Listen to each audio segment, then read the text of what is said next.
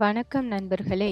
இது டே 9 டிஎன்பிஎஸ்சி பயிற்சி பாடத்திட்டத்திலிருந்து சில முக்கியமான கேள்வி பதில்கள். முதல் பகுதி 7ஆம் வகுப்பு தமிழ்.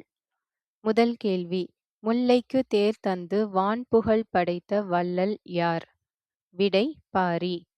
இரண்டாவது கேள்வி: திராவிட நாட்டின் வானம்பாடி என்று பாராட்டப் பெற்றவர் யார்? விடை: முடியரசன். மூன்றாவது கேள்வி: கலிங்கத்துப் பரணி என்னும் நூலை இயற்றியவர் யார்? விடை: ஜெயங்கொண்டார். நான்காவது கேள்வி: பழமொழி 400 நூலின் ஆசிரியர் யார்? விடை: மூன்றுரை அரையனார். ஐந்தாவது கேள்வி: குற்றால குறவஞ்சி என்னும் நூலை இயற்றியவர் யார்? விடை: திரிகூட ராசப்ப கவிராயர். இரண்டாவது பகுதி இந்திய அரசியலமைப்பு. முதல் கேள்வி: அடிப்படை கடமைகள் இந்திய அரசியலமைப்பின் எந்த பகுதியில் சேர்க்கப்பட்டுள்ளன? விடை: பகுதி 4A, விதி 51A. இரண்டாவது கேள்வி: இந்திய அரசியலமைப்பில் தற்போது மொத்தம் எத்தனை அடிப்படை கடமைகள் உள்ளன? விடை: 11. மூன்றாவது கேள்வி: சிறுபான்மையினரின் கல்வி மற்றும் கலாச்சார உரிமைகளை பாதுகாக்கும் விதிகள் யாவை? விடை: விதிகள் 29 மற்றும் 30.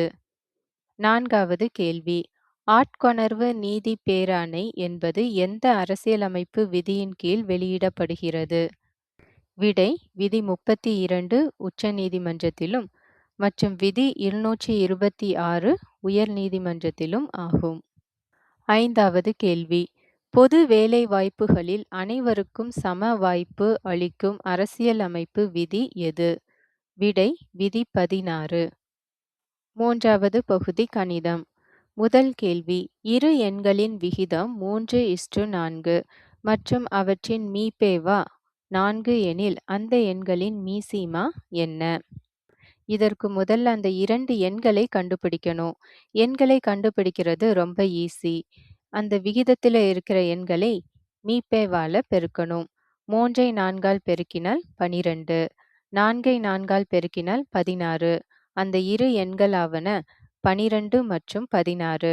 12 மற்றும் 16க்கு மீசீமா கண்டுபிடித்தால் விடை 48. இரண்டாவது கேள்வி: x2y, xy2, x2y2 ஆகிய இயற்கணித கோவைகளின் மீபேவா காண்க.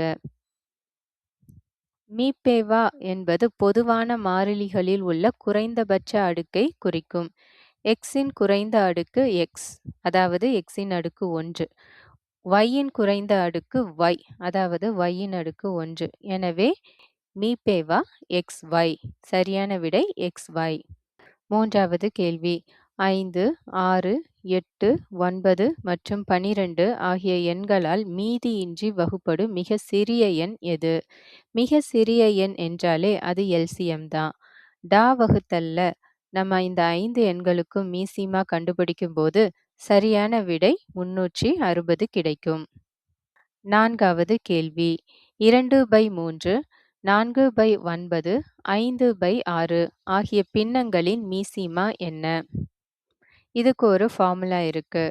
இந்த பின்னங்களின் எல்சிஎம் கண்டுபிடிக்கிறதுக்கு தொகுதிகளின் எல்சிஎம் வகுத்தல் பகுதிகளின் ஹெச்சிஎஃப் இந்த விதியை பயன்படுத்தணும். தொகுதியில் இருக்கக்கூடிய எண்களான 2, 4, 5 இவற்றின் எல்சிஎம் 20.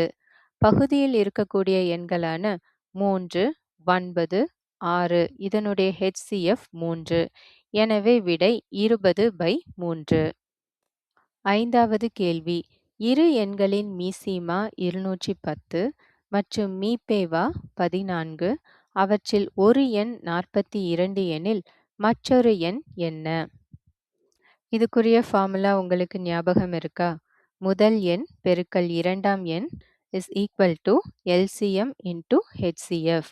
அதாவது 42, முதல் எண் 42. நமக்கு தெரியாத எண்ணை எக்ஸ்ன்னு எடுத்துக்கலாம். அடுத்து எல்சிஎம் 210, ஹெச்சிஎஃப் 14.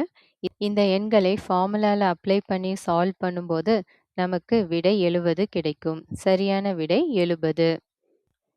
இந்த மாதிரியான கணக்குகள் எல்லாம் நல்லா பிராக்டிஸ் பண்ணுங்க. வீடியோ பிடிச்சிருந்தா லைக் பண்ணுங்க, சப்ஸ்கிரைப் பண்ணுங்க.